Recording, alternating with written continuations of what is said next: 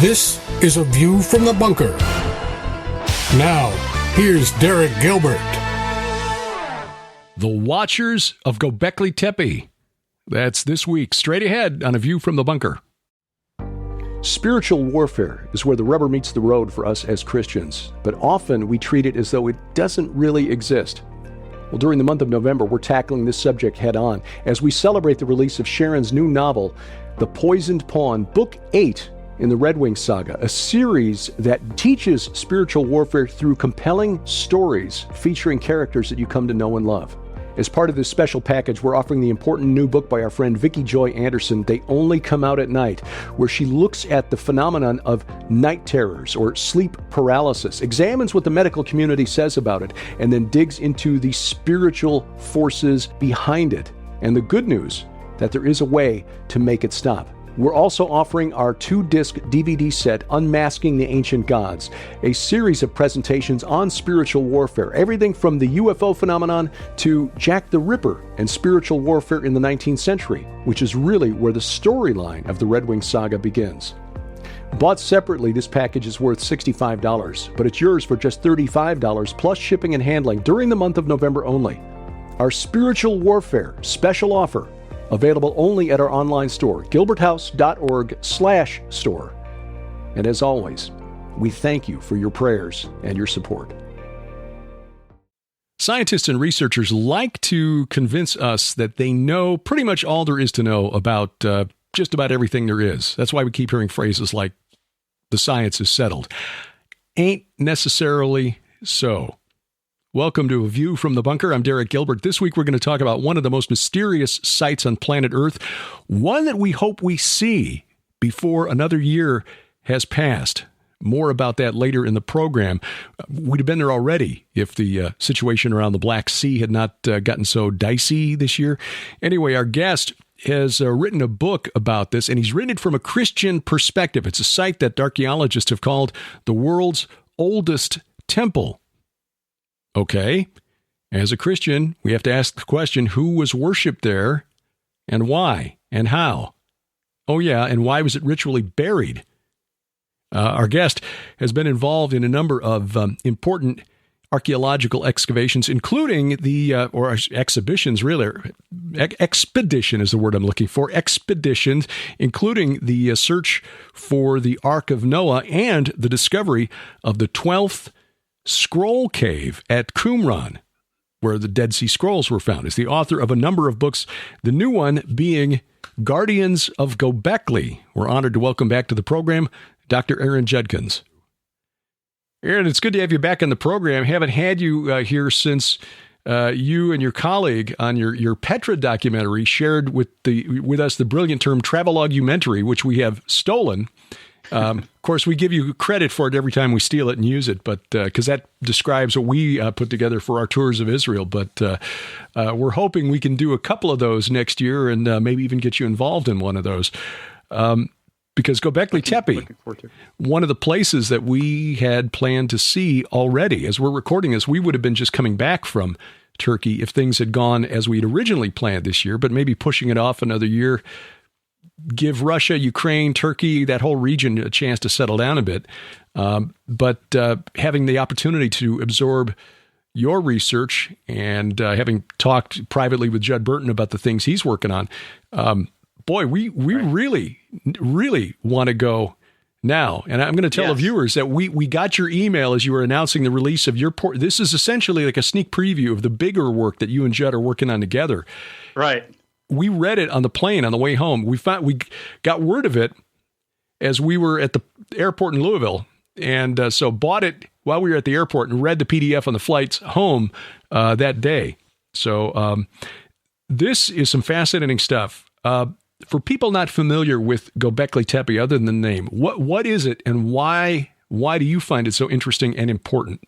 Well, thanks for having me on again. It's been great. And yes, I'm looking forward to that trip in Turkey to Göbekli Tepe next year. Yeah. Göbekli Tepe is an ancient archaeological site in southeastern Turkey. And this supposedly goes back 12,000 years ago to the pre-pottery Neolithic A time period, the Stone Age, if you will. And so this particular site has caused a lot of investigation and basically research into what is going on at this particular time in history. Because what we thought we knew about the Stone Age is, in a lot of ways, changing what we know. What I like to repeat from my colleague, Dr. Judd Burton, who said, this is the paradigm that is changing the paradigm. That is absolutely true. He nailed it when he said it like that, because what we know about Göbekli Tepe is not what we've been told that has happened through an evolutionary process of civilization. As a matter of fact, we see exactly the opposite. To give people a sense of where this fits in the time scale of history, and we're using the dates that professional archaeologists use because that's an easier way to just, okay, we'll agree on these dates, even if we, with a biblical worldview, maybe we don't really agree on those dates. Fine. This roughly constructed about 9,000 years or so before, say, Stonehenge. Some say about 6,000 years, give or take a few thousand. Mm-hmm. But that's generally the conventional timeline of where we're at on the grand scheme of things. It's 6,000 to 9,000 years prior to Stonehenge in England. So this site is definitely one of the earliest sites that's in a megalithic architecture that we know of. This was at a period in history when experts believed that human civilization just wasn't this organized. And yet, as you point out in your second chapter here on sacred architecture, these people were moving blocks of stone that weighed anywhere from 10 to 50 tons right from a quarry, even moving it just a quarter of a mile. I mean, that's a lot of weight. I mean, a fully loaded 18-wheeler on our highways is 22 tons. That gives people some sense of scale, what we're talking about here. Right. Yeah. Supposedly, Stone Age people who had no organizational skills, could, barely get together, and, hunter-gatherers, right? They were not able to come together in an organized fashion to create, a division of labor on the scale. It's totally mind-boggling to understand just exactly how difficult this is to erect this particular site over a 22-acre site. It's an extremely large area of an archaeological site. In Israel, we call it a tel. This is a tepe, mm-hmm. which is the same. It means the same thing, a hill. So Göbekli Tepe means literally the translation is a pot-belly hill or pregnant hill. Mm-hmm. And so this is what we're seeing in the archaeological record. This megalithic architecture created in a organized fashion with the division of labor by people who were supposedly before writing and the invention of the wheel. Before the wheel. So, yeah, exactly. So they weren't putting these slabs on really big carts and rolling them around. They were having somehow to drag these into place and set them up. Yeah, that's the premise of what we know. And somehow you're able to organize these work crews who otherwise would be out hunting for game, maybe doing some basic early agriculture or defending against rival tribes that might want to come and steal your stuff or your women. Well, and, it basically comes down to the question of who were these people and why were they there? Why was it so important to do all of this work? Exactly. Because you're not getting anything out of it. I mean, building defensive walls, that's one thing. Okay, you get something out of that. Protection so we can store our stuff and keep it away from our enemies, or we can dominate the people around us and make them give us stuff, whatever. But this is strictly a ceremonial site. And before we get too deep into this, the 22 acres, I mean, I've got an idea of how much land that is. We got about 10 out here in the Ozarks, but that 22 acres is only a small part of the total site, right? That's just the 22 acres that have been excavated, or am I confusing that? No, the 22 acres is the total site. The total site, okay. Right. Yeah. Only about 5% of that site has been excavated. Okay. All right. I thought I remembered that only a small portion of this had been excavated, but I also remember reading that Karahan Tepe is similar, which is, I think the author of the piece that I read about this a few months ago called it stupefyingly, mind-numbingly big. And Karahan Tepe may even be older than Göbekli Tepe, but I digress. Anyway, so you've got this site, only 5% excavated, and just even that 5% of the 22 acres has provided some tantalizing and intriguing hints at what was going on back in the day. So why did they erect these big T-shaped pillars with these mysterious carvings on it? What was so important about this site that would make them spend all of that time and energy and effort to putting it together? Right. Well, that's the big question. That's what everybody wants to know. That's why this site is mysterious in a lot of ways, because it goes against an evolutionary chronology of how civilization occurred. That paradigm says that people organized together, they came together, they built cities, defensive positions, they came together, strength in numbers. They were able to then settle into an area that provided these civilizations that had access to food and water. And then as a society begins to grow and to build, then you have religion that forms as a result of all of that. Göbekli Tepe says, no, this is not how this happened. It's exactly the opposite.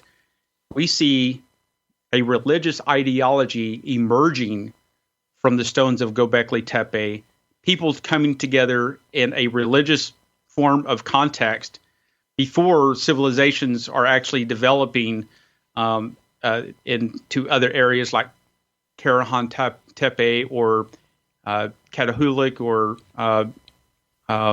Navali, a lot of these other places, but especially like in Jericho is one of the earliest cities that we know of, is fairly contemporaneous with Göbekli Tepe. It's a pre-pottery Neolithic B, and we do see in Jericho that they had a fortified position with a tower and a wall that was some 13 foot thick.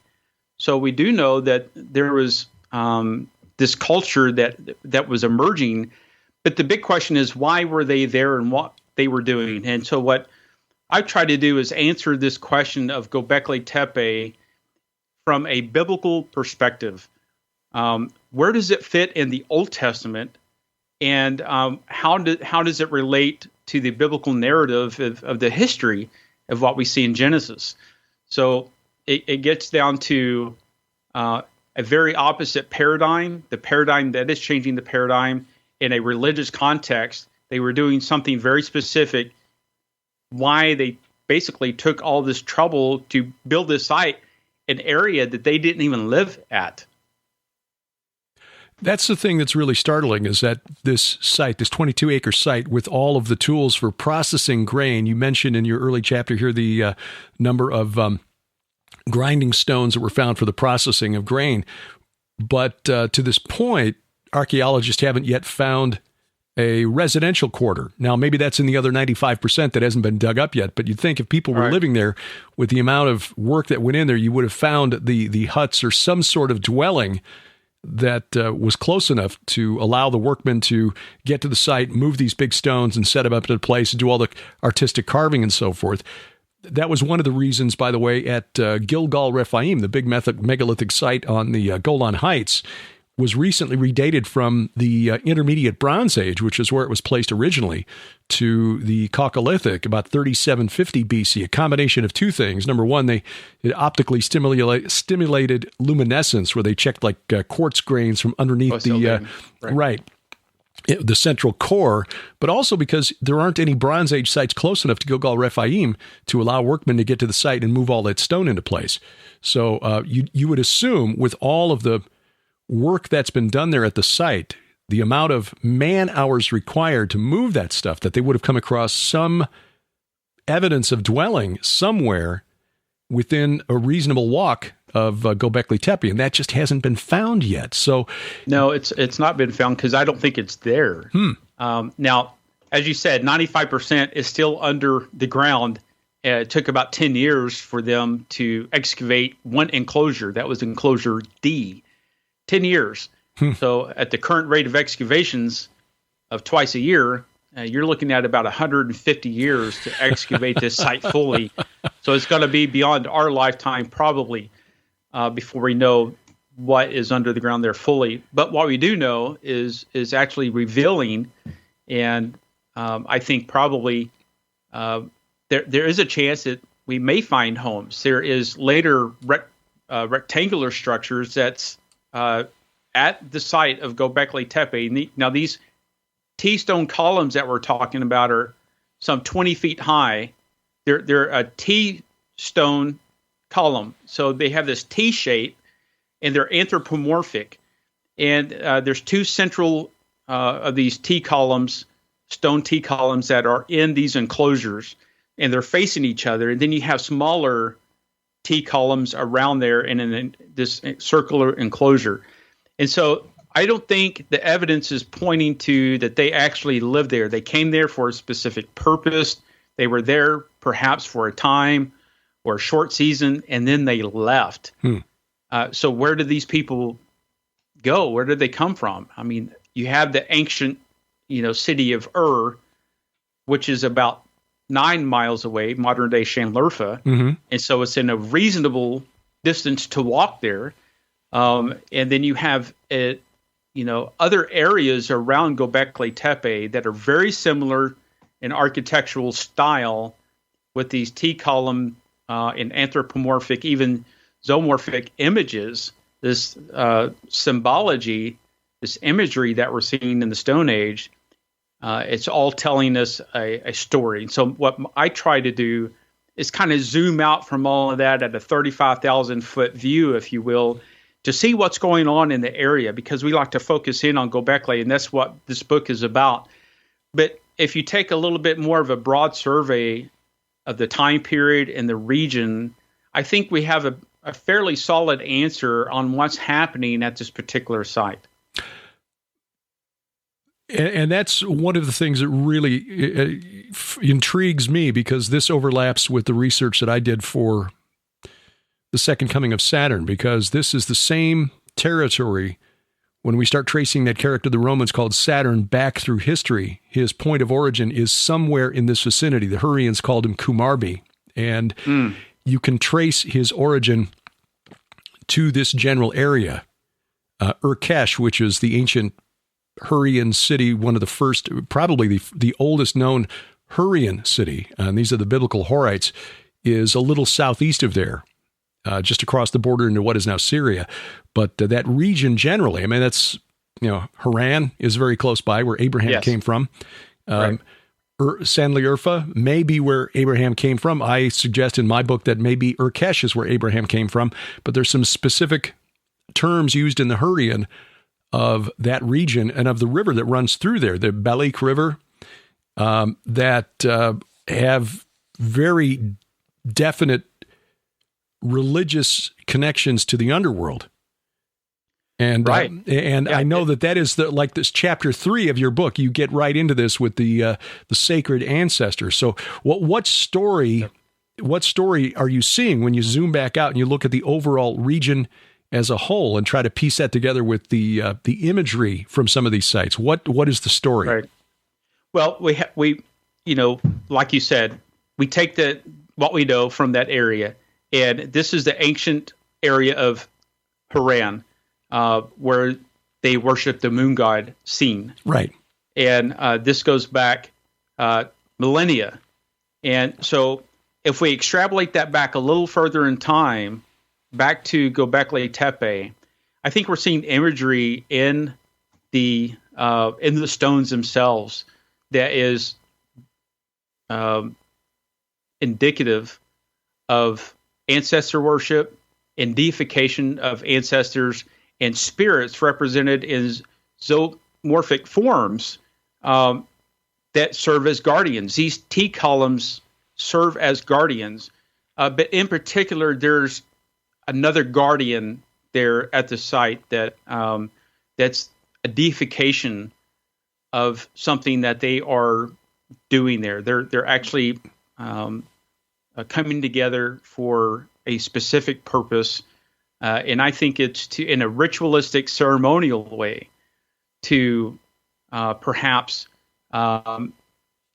worship the moon god. Now, we don't know exactly, what this god is called at Göbekli Tepe. We don't know if it's, the god Sin, or if it was a different god, a lunar god. But the imagery that we know of, perhaps on two of the main columns in enclosure D, is pointing to a lunar deity.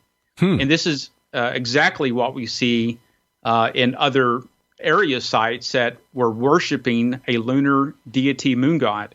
And then we see it, from the 7th century forward in the religion of Islam, who have the image of the crescent moon and the offspring of the stars.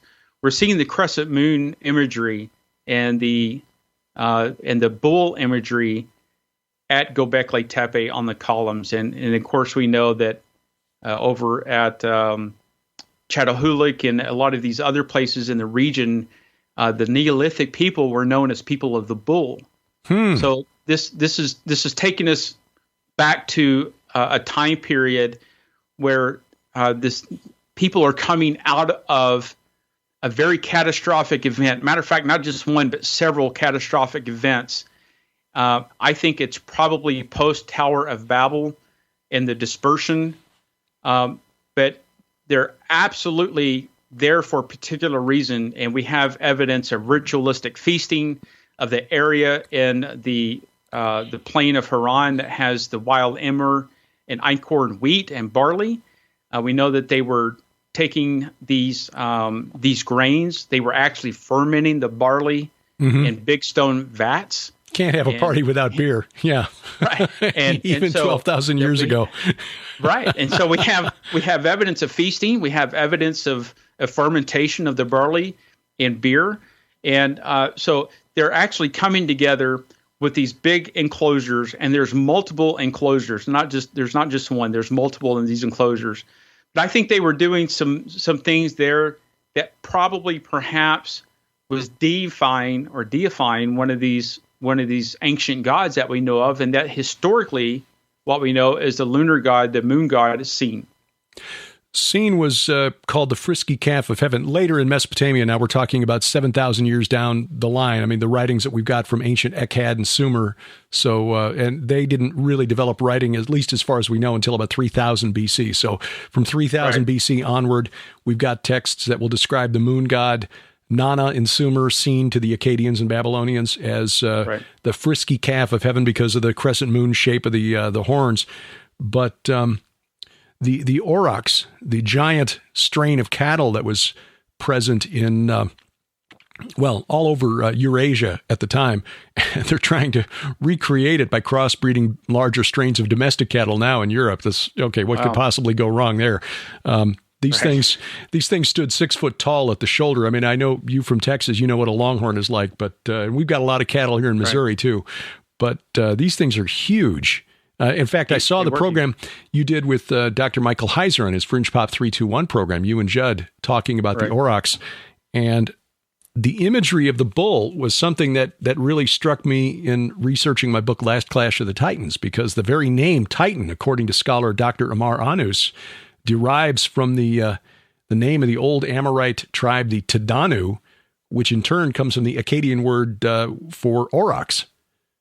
So this tribe, the Titans of the Greeks, these old gods, were named for this strain of cattle, which is really interesting when you compare that with Ezekiel and his description of the cherubim. Okay? Right. Yeah, precisely. I talk about that in the book as well, because you're right that these giant auroch bull cattle, they're not domesticated. They're wild, and they were huge. It probably took a multitude of men to hunt one of these animals down. I think these animals were, they represented strength, the power, the deity, the power of over the earth. And so, when you took one of these giant aurochs down, that's meat, but that's status, right? And so, just like we see in the imagery of the lunar god later on in history, in the Sumer, as you said, he was worshipped as a god. Nana, an Akkadian, he was the moon god Sin. And so just like they're doing with the deity, I think they've deified the image of the bull because of the imagery that they were seeing in the constellations. And this goes back to the description of the man and the bull and the eagle and the lion that's in the constellations. It's not a coincidence that those four aspects of the cherub were also the four cardinal points of the Babylonian. That's right. The Babylonian astronomical sky. I mean, the four quarters of the sky were defined by those four same. That's right. Images. And so I talk about that in the book because there's an imagery here that's being played out in the deification of not just the lunar god, but an actual image of the cherub that fell. And of course, we know this image as the image of the bull, the face of the bull. Mm-hmm. And so, when you're looking at the general context of Göbekli Tepe, we have in a particular enclosure, and I think it's enclosure B, we have these stone vats with grooves, channel grooves carved into them. They're for libation purposes. And so we see that these images are set up in the central part of the enclosure. We think that probably they had roofs over them, and that they came before these images. A couple of different reasons. One is to deify the ancestors, or their ancestors were remembered, venerated through these stones, where their spirits were represented through these stones, or perhaps they were paying homage to the Rephaim. And so we see in context, we see a religious purpose. We see a separation of rooms that are for sacred space, and we see rooms that are for other. And so anytime we see a sacred space, we see terrazzo-type floors. There's evidence of plaster at Göbekli Tepe, which I talk about in the book. There's no evidence of ceramic pottery because this is pre-pottery. Yeah. However, they, I think, had other things at their disposal. We certainly see the stone tools there at Göbekli Tepe with over 3,000 grinding tools found at the site. So if they're grinding the wheat and they're coming together for this ritualistic feasting with a water source that's some 3 miles away in today's time, then they were there for a specific purpose. And with the enclosures, with what was happening, the deification of the lunar image on the stone column and the bull image, this is very indicative of a religious ideology in a very, very early form of a religious context that we know of, and that's all happening here at Göbekli Tepe. So a 22-acre site that, at least based on the evidence we have now, specifically created for religious purposes, not as a residential site that also had a religious function like cities in the ancient Near East, where you've got a city with a central temple location on the Acropolis or whatever. This was specifically for ritual purposes. And the question is then, again, because they didn't have writing at this point, or if they did, they didn't put it in the stone, which was awfully inconsiderate.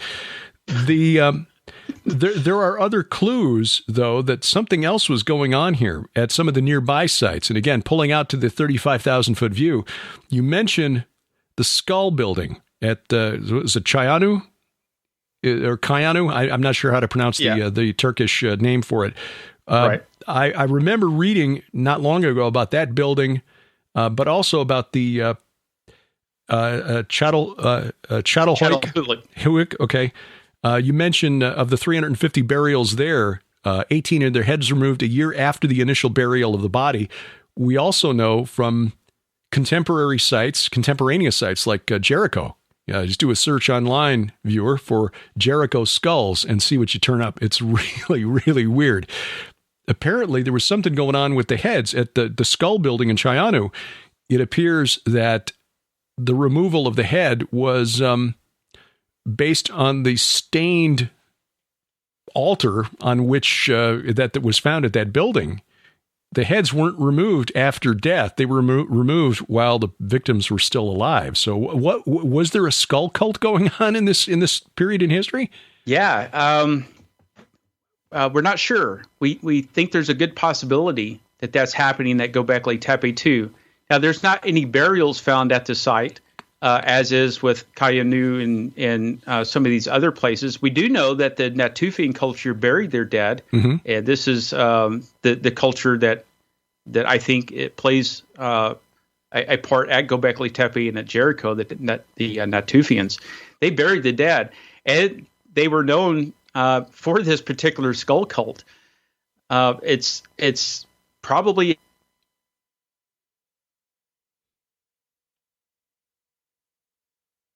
yeah, we've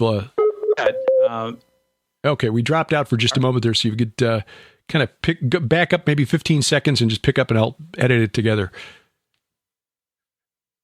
Yeah, so there's no evidence of burials at Göbekli Tepe, but we do know that there is skull fragments at the particular site that was deliberately placed in these enclosures. There's fragments of these skulls that have holes drilled through them, and there's etchings on it as if they had been cut with a flint knife. And so it all begs the question, why were there skulls there but no bodies? Yeah. And what are the holes in the skulls for? Were they wearing them like little necklaces, or? Well, I think it was for probably for veneration of these people.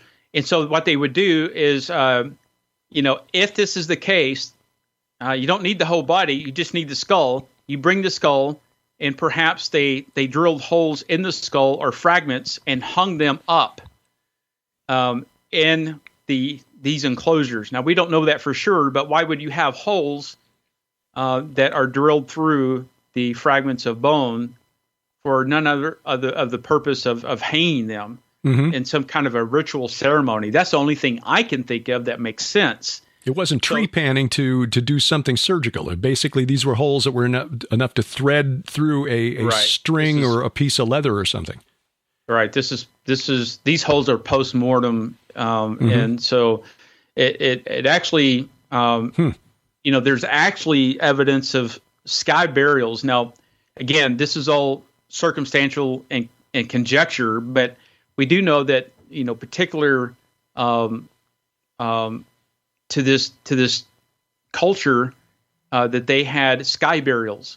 And so they would bring the dead bodies, and then the birds of the air, the vultures, et cetera, would come. And there's a particular concept with these animals, for instance, that the birds were seen as spirits. They represented spirits. And so the spirits would come and take the flesh and basically allow that spirit to be released up into the heavens. That's the general idea behind the sky burial. Now, we don't know for sure that they were doing this at Göbekli Tepe. That's one of the theories, one of the working theories, is that they were performing sky burials there. They were bringing their dead and then doing that. But why wouldn't you have more evidence of bones if that's the case? You only have fragments of 7 skull fragments at the site. Not really enough to say that is a purpose for sky burial. Not really enough to say that they were performing, these rituals that involve sacrificing people, but certainly ritualistic feastings. There's plenty of evidence for feastings and the stone vats of beer that they had. And so this area of Haran basically supported all that agriculturally. This is before agriculture, actually. This is wild barley and wheat. So this is before agriculture. But if you have the natural resources around you, then that's where you go to get the food. And so perhaps they were appeasing the ancestors, and with these particular ritualistic feastings, perhaps they were deifying their ancestors or appeasing the gods, and particularly, and why wouldn't you, if you believe in a in a power over the heavens and the earth? I think this shows that these particular people at Göbekli Tepe had a religious ideology that came first before agriculture. They were aware of a spiritual level that was beyond them. They were aware of not just a terrestrial plane that they were on, but a heavenly plane, and then a plane that was below them, a spiritual awareness. And I think perhaps that when you put all this together, that they were actually a number of reasons why they were actually coming to these sites. Perhaps the lunar deity served as a way to have power over the other gods, power over the heavens. So when you do need agriculture that came forth in the summer, you had these facings that came together in the summer and fall equinoxes that they come together. You harvest the grain. You have all these stone vessels that were used to grind the wheat. You have evidence of all kinds of flint tools there. But keep in mind that Göbekli served over some period of time. Some say over 1,000-year period. We just don't know for sure. What we do know is that these people came together and they were there for some time, and then they left. They didn't stay there. There's no evidence of living there full time. There's no homes there like there is at, say, Çatalhöyük. There's homes with these giant auroch skulls with the big horns.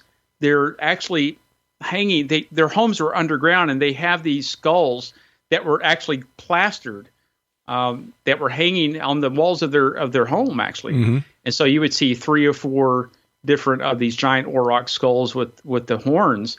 And again, does it go back to status, or does it go back to a deification of this animal? But we do see that at other places surrounding Göbekli Tepe. And so they were there and then they left. But why they were there and what they were doing there, I think, served a very remarkable purpose into probably perhaps the lunar god that we see later on. Perhaps this is one of the earliest forms of deification of the lunar god and the image of the bull that we're seeing. Yeah, that's really interesting, because one of the aspects of the lunar god seen, his numeric representation in the logograms of the Sumerians was the number 30, and because of the 30-day cycle, 3 X's. Yeah, because of the 30-day cycle of the moon. Now, of course, it's not specifically or exactly 30 days, but that also relates to there's a fertility cycle connected with that monthly cycle as well, and so you got that aspect of it. Besides, if this is connected to the center of the moon god cult in Haran, which was one of the 2 main centers of the moon god in ancient Mesopotamia, the other being the city of Ur in southeast Iraq. Interestingly, Jericho, named for the Amorite moon god Yarek. Yeah, that's right. So, the Israelites made that their first target crossing the Jordan River, interestingly. But if you connect Haran to this ancient worship of the bull god, or something that looked like something supernatural that had a bull aspect to it, like a cherub, right. Things get really, really interesting. It gets interesting now because we're seeing the face of the cherub in imagery that we've never seen before in the image of the bull. Yeah, and you have to know something about the Mazzaroth, and you have to know something about those constellations and the 4 points of the heavenlies that paint that picture, and it's all lined out biblically in the book for that. And I think that's probably, when you get down to it, Satan wants worship. He wants to be worshipped as God. And so we see this after the fall, after the flood. You go from Genesis 1 to the creation to Genesis, 11, and everything's wiped out in the flood, and then they're having to come back, and basically, they get wiped out back to the Stone Age again. They're just get technologically reset. And where do you start from? You just back to the Stone Age. Mm-hmm. And so this Natufian culture is emerging from the flood. I think they are hunter-gatherers. There's evidence of that. And then, they're trying to survive. They're coming together.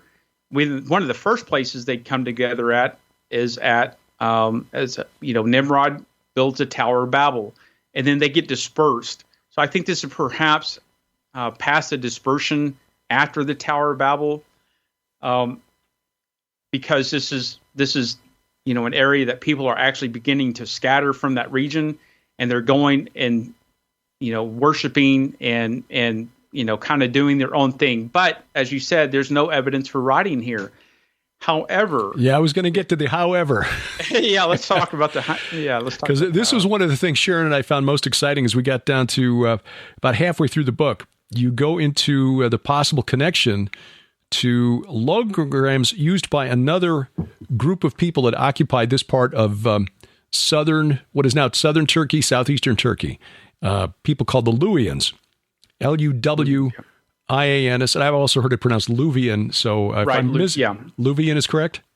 Right. Okay. Luvian. So the Luvians, really interesting for a couple of reasons. I think they're part of the channel through which the old memories of the gods of Mesopotamia were transferred to the West, to the Greeks and the Romans. But on page 122, you've got a list of Luvian logograms with the Latin transliteration and the English meanings, the English translations below those. You connect some Luvian logograms, which, again, roughly in the same geographic area, although thousands and thousands of years later. The Luvians were contemporaries with the Hittites in the second millennium BC. So 2000 and 1000 BC, the Luvians were occupying southern Turkey. So we're talking a long, long, long time after Göbekli Tepe, but there's some really interesting connections. There is some connections. That's what really leaped out to me when I was researching this. I actually caught it on this imagery that's on the top of the T columns. Again, this is anthropomorphic, so faceless, but they have arms wrapping around the sides with fingers, wearing some kind of a belt and a loincloth, like a fox pelt loincloth in the front. These are anthropomorphic. But on the top, right about where the neck area is, there's imagery. We talked about the bull imagery already. And then we talked about on the other one, there is imagery of a crescent, which represents the moon, and perhaps a disc representing the sun or the full phase part of the moon. And so logograms are basically they're words, they're symbols that represent words. And so the Luvians were neighbors to the Hittites. They were categorized in the Bronze Age. They're way past the time frame of Göbekli Tepe. However, the symbology, the same symbology that we see there in Luvian logogram, or the Hittite, which they labeled as Hittite hieroglyph. They labeled that wrong, incidentally, and then they caught it and realized it's not Hittite hieroglyph. It's Luvian, which these are symbols that represents words. So one sign represents a word. So it's not written language. However, I think it does represent an idea or a concept that goes along with language.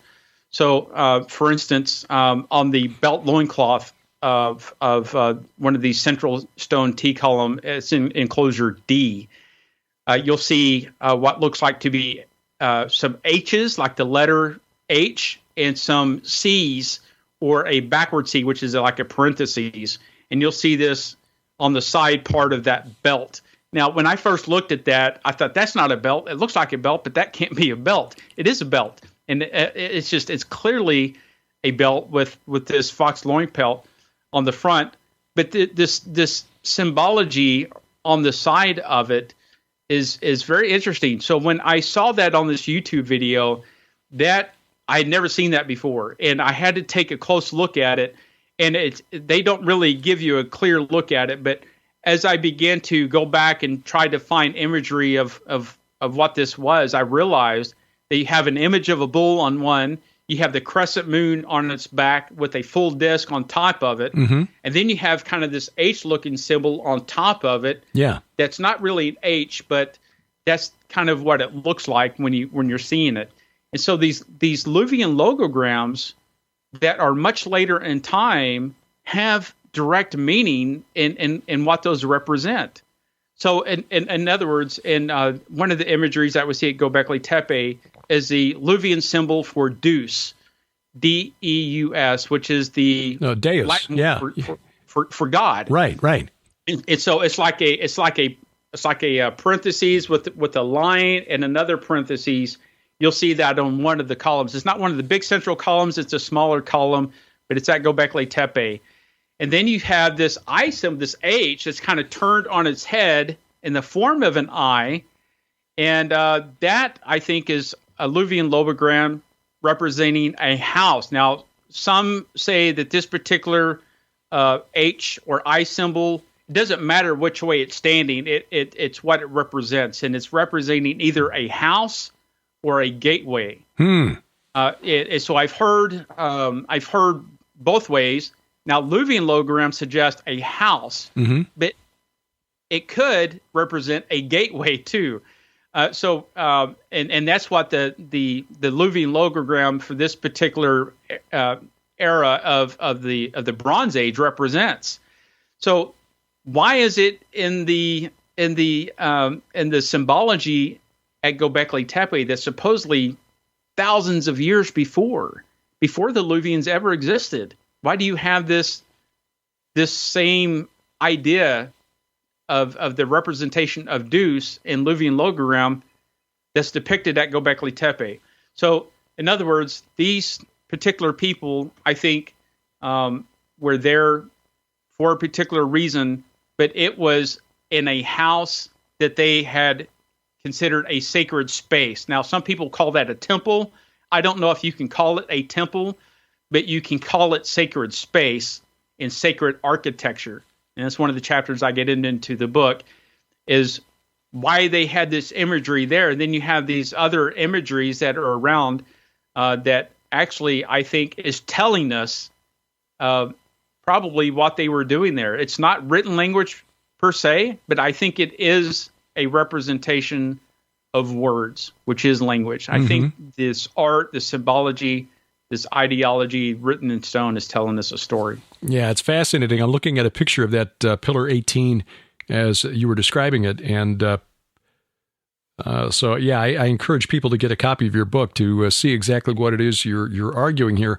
This is fascinating stuff. I guess the bottom line here is, coming back to something I asked earlier, why would prehistoric man, who presumably had something better to do with their time, at least in terms of productivity, we could learn how to grow this wheat that grows naturally out here. Maybe there's a way we could figure out how to make it grow a little more efficiently and regularly and keep the weeds out, and or maybe we can domesticate these big cattle out here so that we don't have to go chase them down all the time. Can we build enclosures for them? Are there ways we can do other things instead of spending hundreds and hundreds of hours?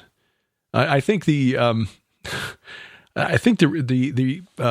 amount of time that it took at Gilgal Rephaim, which is a smaller site. I mean, it still involved moving like 42,000 tons of stone, but I think they calculated something like 300 man years to build it. I mean, like one guy working 8 hours a day, 300 years. Now, obviously, it was not just one guy who built that, but the point is there was a lot of energy expended and a lot of work that had to be directed, and somebody who was controlling the design and the layout, which meant that this had to be really, really important at this point in human history, at that particular place on Earth. Who directed it? What were they trying to achieve? Who were they trying to impress? Yeah, I mean, we see the Tower of Babel event where Nimrod sets himself up as a god, basically, and they come together in a basically in a religious context. We're going to get back at God. We're going to build this tower, And you know, as you write in your book, which is I reference in this book, and thank you for that, by the way. Thank you. Very frequently, by the way, because it all ties in, as you said earlier. And I think some of those key things that we understand at Göbekli Tepe can be found in a broader context of what's happening that you write about in your book that I reference in there. But these particular people, I think, post dispersion, had this sense of we've lost paradise, we've lost the Garden of Eden.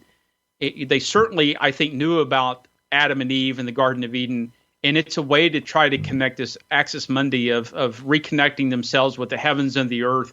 I think they realized that, and I think it served perhaps as a gateway to we need to try to get that connection back that we lost. And I think perhaps there's a greater answer here at the purpose of Göbekli Tepe. Not just at Göbekli Tepe. That's not the single site. This is a whole region. Right. As you said earlier, there's a site that they say is older than Göbekli Tepe called Karahan Tepe. There's Çatalhöyük, which comes later, that perhaps had thousands of people living at this particular site. It is the largest city of the Neolithic that we know of. And then there's Jericho, which is one of the earliest cities. Mm-hmm. But we have other sites that actually worship the moon god. It's very similar in architectural style with imagery of the zoomorphic animal imagery. Very similar style and structure, architecture that we see in other places. That's why I take kind of this 35,000-foot overview to see what's happening in the area, because Göbekli Tepe is not the only site that's actually this is happening at. There's other sites, which means that this culture is connected. These people are connected. It's the same people. It's the same culture. So I think they were trying to reestablish the lost connection here in a spiritual sense. And they were doing it through worshiping the face of the cherub, unfortunately, and the deification of the moon god, which we see later on. And then perhaps other deifications that we see even later. This may be one of the earliest depictions that we know of in imagery of a deification of a god, and this all ties into this Genesis 6 theme of the fallen angels and Mount Hermon, and the work that Dr. Burton has done. Hopefully, we'll get all that and we'll put it into a single manuscript in a book that's forthcoming. But we see sudden catastrophic events happening. This is a post-flood. I lay out why this is post-flood, not before the flood. Now, there are different ideas for that, but I think it's post-flood because of the limestone blocks that, these giant megalithic stones that they used are limestone. That's all post-flood. So if you want to know something about, where this all fits into the Old Testament, I think between laying the foundation for why it's post-flood, why it fits into a particular area of the book of Genesis, and the purpose of what they were doing, I think this really shows this is really indeed something that we should take a closer look at, because what's happened in the past, we're doomed to repeat it. Yeah. Unfortunately, and this is what we're seeing now in the end times. We're seeing a deification and this worship back of the ancient alien gods and those gods who are expected to return. And yeah, it's not going to be any big surprise to anybody now, because we've been conditioned for it for so long that we were seeded here from life on other planets. That is not true. Right. So we get into a kind of a wide swath in this book about the whole thing. But if you want to know something about the not only just the Neolithic and the Stone Age, but the whole thing, it's referenced in over 200 footnotes. I mean, if you read the footnotes alone, you're going to read a whole nother book in there, as referenced in many of your books, Dr. Heinzer's books and others. So it's heavily referenced. And I look forward to following some of these, because again, as you say, this is part of a region of sites that all date to the same period of history. And Karahan Tepe, and I know you mentioned this here, you get into a lot of iconography of characters with 6 fingers, which also, by the way, turn up about several thousand years later in the vicinity of towards the Dead Sea. A very surprising find. It kind of took me back to even see this in the literature. This is in the literature. People have noticed that there's been anthropomorphic images with 6 fingers on them. Not only Göbekli Tepe, but a couple of other sites. Karahan Tepe, right. So this is documented in the literature. This all goes back to Genesis 6 and the tie of what they were doing and how this all rolls into Göbekli Tepe. But I think it's important to, if you want to know, where all this fits, and if you want to have a general understanding from a biblical perspective, I think this is the first book that's putting forth that answer, because all the other books that have been done on Göbekli Tepe come at it from kind of an evolutionary point of view. I think this is the first book that's actually come out that's tried to fit Göbekli Tepe in a chronologically biblical Old Testament time frame, which is very, very difficult to do, by the way.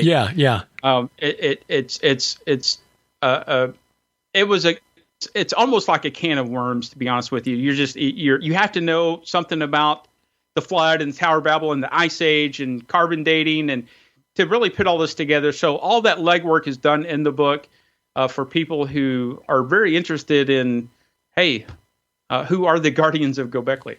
I look forward to having more conversations with you and with Judd about this as we go forward, because this, as he said, and as you cite, this is the paradigm that breaks the paradigm. This was not supposed to be within the capabilities of our Stone Age ancestors. And yet, not just this site, but a number of other sites.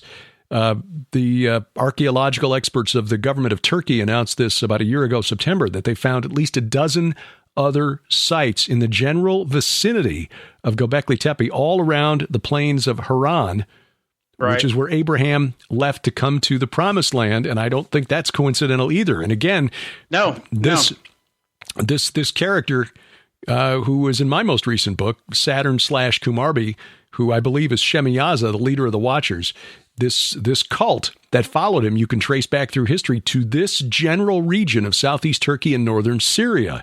So there's a reason for that, and it continues down to this day. As the New Agers and globalists believe they can bring back a golden age when, this all ties in. It's eerie how it ties in. I never thought that I would do a book on Göbekli Tepe. I was challenged to write this book about 3 years ago, and I said no about twice, and then I said yes after the third time. It's really a difficult book, but it's one that had needed to be written. I think there's still a lot more that we don't know about the site. As it moves forward with archaeological excavations, we'll know more.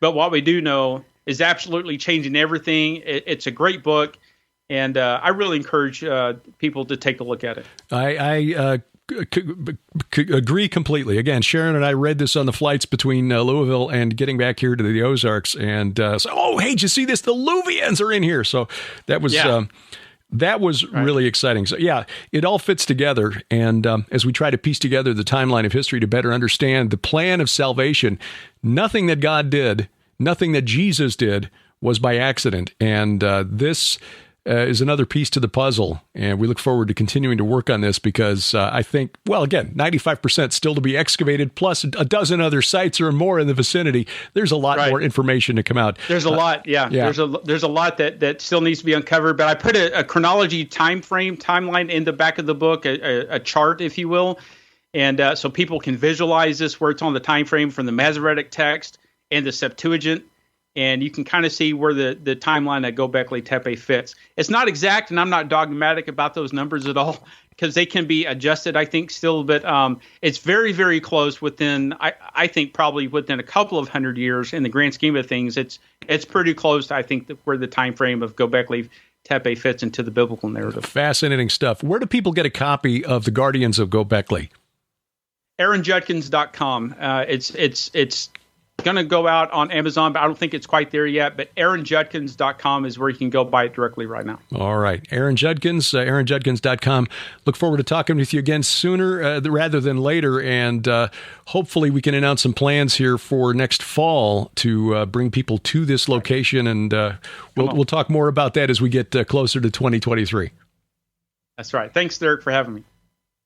There's a link to Aaron's website, aaronjudkins.com, in the show notes, regardless of whether you're listening to this podcast or watching it. And, of course, if you're watching it at YouTube, God bless you. Subscribe and click the little bell for notifications so that you get an alert every time we post something new. But I implore you, as a backup, if nothing else, please get our free mobile app, because that gets you access to all of our video content, not just this weekly podcast, but our 2 broadcast shows, Sci Friday and Unraveling Revelation, plus our weekly audio Bible study as we go through the Bible chronological order, verse by verse in chronological order. And that is usually uploaded by about midday on Sunday. We're also uploading, as time allows, the archives from our old podcasts, PID Radio going back to 2005, and the archives of A View from the Bunker, the audio archives, going back to 2009. This will include early interviews, our first encounters with people like Tom Horn, L.A. Marzulli, Mike Heiser, and many others. All of that on our mobile app. And because it is hosted by a Christian company, we will never be canceled. So, please, mobile app, gilberthouse.org/app. Coming up, well, let me tell you, Skywatch TV's virtual conference is continuing and will continue through early February. 90 days access from November 4th, this just a week ago Friday. And my presentation, kudos to the team. They took the presentation that I gave them, and I did a little post-production on it. I added in a few slides that you needed to see up closer, maps and things like that. But they added a lot of visual interest to it after the fact, and I am really happy about that. So, because we understand, especially with the economy going the way it is, $95 for access to a virtual conference is not, it's an ask, okay? Now, I can tell you, because I sit on the board, I am the secretary for the corporation at skywatchtv.com. I see the figures. I know where the money goes, and it gets put back into the ministry, specifically Whispering Ponies Ranch, and the work that's done there with children in foster care through our partners at Royal Family Kids and also Teen Challenge, which had their first camps at Whispering Ponies Ranch this past summer. So your support of Skywatch TV through the virtual conference goes to support, ultimately, it goes to support the work at Whispering Ponies Ranch and what's going on there. So that's what's going on. And really, there's a lot of value here because you're getting 24 presentations from guys like Tom Horn, Joel Richardson, Pastor Carl Gallups, people that you know, but also some, Dr. Michael Lake, but also some new voices like Kenny C. God bless him. We love that guy. Dr. Michael Lake, Dr. Igal German, founder of a new organization called the International Biblical Apologetics Association, which is desperately needed, Bible apologetics right now. So folks like that, Pastor Doug Van Doren, who's a regular on this program, has contributed 2 presentations I'm really looking forward to. One on astral archaeology, astral prophecy, and on serpent mounds. So great stuff. Plus, you get access to 6 feature-length documentaries from Skywatch Films for your $95. And again, the funds go to Whispering Ponies Ranch. Find out more, and you still got the better part of the 90-day window to take advantage of these films. And again, as a virtual conference, you get to set the schedule. You watch what you want to watch in the order you choose to watch it. DefenderConference.com. DefenderConference.com. Virtual conference coming up in January from Hear the Watchman. I'll tell you more about that as I know more about it, but I have committed to putting together a presentation for Mike Kerr and Jeannie Moore of Hear the Watchman. And then in March, we will be returning to Israel. And Sharon and I are planning to go out ourselves just a few days early because we're going to do some video shooting for a project that is kind of bubbling away up here.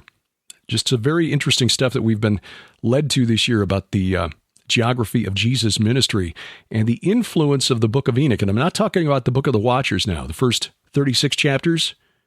If you follow this program for any length of time, you're probably familiar with us talking about that. The Book of the Watchers, the sons of God who saw that the daughters of man were fair, led by Shemaiah and Azazel or Azazel.